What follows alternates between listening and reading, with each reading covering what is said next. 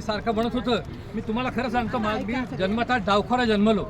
त्यामुळे काय झालं, लहानपणी मी डाव्या हाताने खात असताना आजोबा म्हणायचे डाव्या हाताने खाऊन पोलीस पकडतील. डाव्या हाताने लिहायला लागलो, आई कणफळत मारायचे डाव्या हाताने पोलीस पकडतील. अरे पोलीस पकडतील हे मला सांगत सांगत मी मोठा झालो.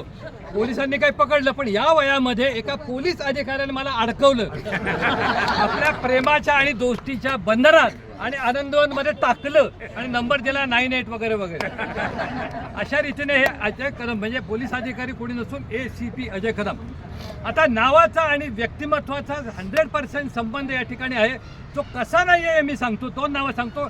माझा मित्र एक नाव आहे त्याचं वाघमारे, पण तो घाबरट आहे. वाघमारे झोळ्याला पाहून उडी मारे असं म्हणतो. दुसरा मित्र असा आहे, ते डॉक्टर येतो, त्याचा डोळ्याचा दवाखाना डॉक्टर आंधळे. माझ्या डोळ्यात एक कण गेला तर मी विचारलं जाऊ का, जा म्हणे डोळे झाकून जा. असं म्हणजे विरोधाभास असतो. परंतु अजय कदम ACP म्हणजे 100% व्यक्तिमत्व नावात आहे. ACP म्हणजे असिस्टंट कमिशनर ऑफ पोलीस असं कोणीतरी सांगितलं, परंतु आता सुद्धा ते ACP म्हणजे अमेझिंग कमांडिंग पर्सन असं मी म्हणतो सध्याच्या काळात. आणि अजय कदम, अजय म्हणजे आपल्याला माहितीच आहे की कधी पराभूत न होणार. आणि कदमचा शब्दाचा अर्थ आहे एक पाऊल पुढे टाकणे, म्हणजे पराभूत न होता पुढे जाणे म्हणजेच प्रगती करणे. अजय कदम हे 100% त्या नावाला शोभतात. आता अनेक कार्यक्रमांबद्दल मी बोलत नाही, ते खरं तर असतात, परंतु त्यांचं एक वागण्याचं अरेंज करण्याचं एक तंत्र असे. आपण जेव्हा कार्यक्रम करायला जातो त्यावेळेस कार्यक्रम यशस्वी होईल का, यश मिळेल का असा विचार करतो. तसा ते विचार करत नाहीत. यश जे कुठं असेल त्याची गचांडी पकडून त्याला आणतात आणि त्याला बसवतात आणि मग कार्यक्रम करतात, म्हणून तो कार्यक्रम यशस्वी होतो, यशस्वाला पोहोचतो. दुसरा अजय कदमांचं एक बघितलं मी, त्यांना त्या नेत्यांसारखं धक्का तंत्र ते अवलंबतात. आणि 2 उदाहरणं देतो. आपण जेव्हा आम्ही मिटिंग वगैरे करतो, कार्यक्रमाची मेनू काय असेल सर जाऊ द्या, अजय यांनी ठरवलंय सगळं. आणि ताटामध्ये अनेक पदार्थ येतात, एका स्टार्टर येईल, आईस्क्रीम येईल, केक येईल, हे सरप्राईज.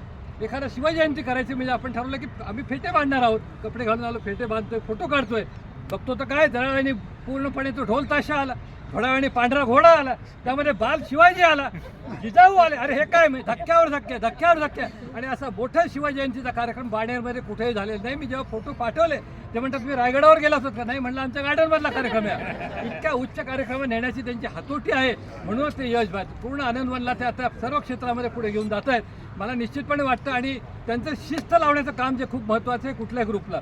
थोडक्यात सांगतो, शनिवारी आपण पांढरे कपडे घालून येतो ही शिस्त त्यांनी लावली. आणि पांढरे कपडे घालून नाही आलो तर दंडात्मक कारवाई केली जाईल असा त्यांनी आदेश काढलेला आहे.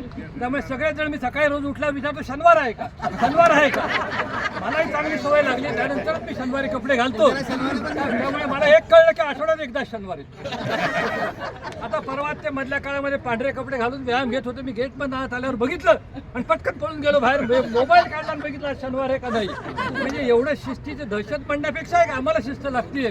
आणि असं त्यांना पांढरे कपडे घालून पुढे त्यांनी फिरावं. हे विकास जो आहे त्यांचा व्यक्तिमत्वाचा आणि नेतृत्वाचा, या 4 भिंतीच्या मुरकुट्याच्या न राहता तो उदंड पसरावा आणि पांढरे कपडे घालून त्यांना दिल्ली मुंबई वारी करायला मिळावी अशी त्यांनी माऊली चंडी आज आणि तुळजाभवानी त्यांनी शुक्रवारी प्रार्थना करतो. उत्तम आरोग्य आणि दीर्घायुष्य लाभो.